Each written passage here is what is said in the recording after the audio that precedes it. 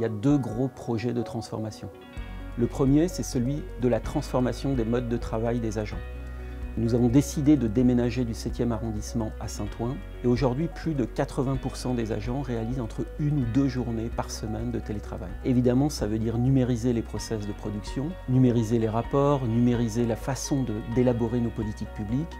Et je dirais que c'est un premier grand chantier que nous avons aujourd'hui mené à bien puisque la totalité des agents aujourd'hui ont déménagé à Saint-Ouen. Le deuxième grand chantier pour nous, c'est celui qui s'appelle Île-de-France Smart Service. C'est une plateforme qui a pour vocation d'agréger des données publiques et privées, qui a vocation de développer un modèle 3D, un double numérique de la région Île-de-France. Et pour cela, nous avons réalisé une première mondiale en développant plus de 2,5 millions de bâtiments à l'échelle de l'Île-de-France.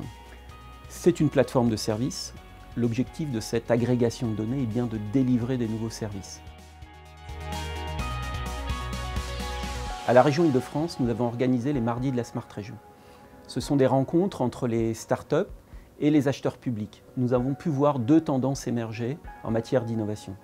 La première concerne l'intelligence artificielle. On en parle beaucoup et beaucoup de maires, beaucoup de collectivités s'interrogent sur l'impact de l'IA pour leur administration. Est-ce qu'un algorithme peut nous aider à aller plus loin, plus vite, être plus objectif?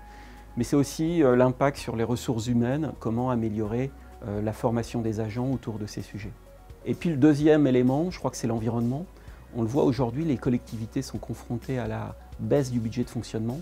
Elles ont besoin de réduire leurs dépenses, elles ont besoin de réduire leur consommation énergétique. Et je crois que ces collectivités sont à la recherche de solutions innovantes pour mieux gérer et pour réduire leur empreinte carbone.